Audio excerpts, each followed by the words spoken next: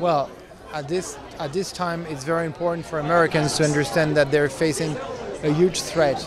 I mean, I don't want, and nobody wants America to become as Europe was transformed. I mean, Europe is becoming a disaster with this mass immigration, with this so-called multiculturalism, which is erasing European culture and just taking the input culture.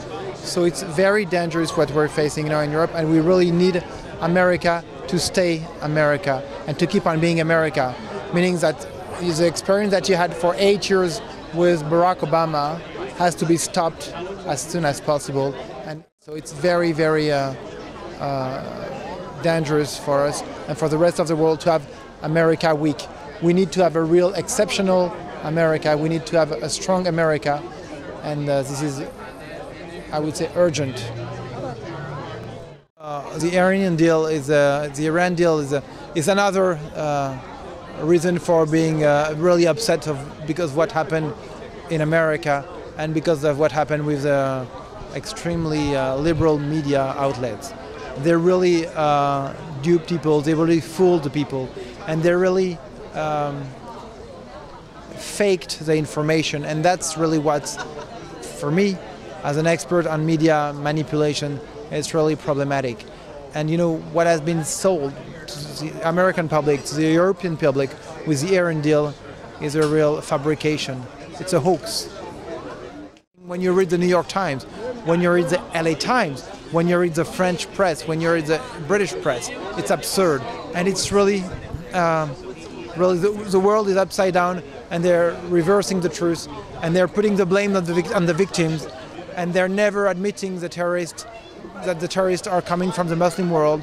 They're never admitting, for example, what happened in San Bernardino to me was insane. Instead of saying the guy did it because he was a Muslim, they say, oh, the problem is with NRA, which is allowing people who have guns everywhere. So it was not the guy who held the gun, it was the gun who's responsible, It's crazy.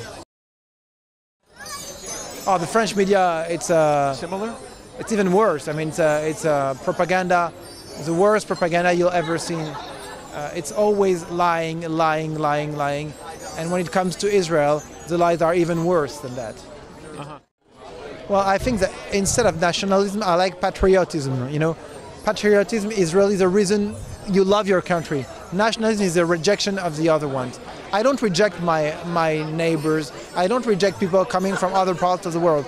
But they can live in their country. They don't need to come and live in my house. I mean, it's better to live, each and everyone is in one's house. So I don't think it makes sense to make the world all mixed up and to make sure that all the people are coming in our European countries, in America. And what we're experiencing now in Europe is a disaster.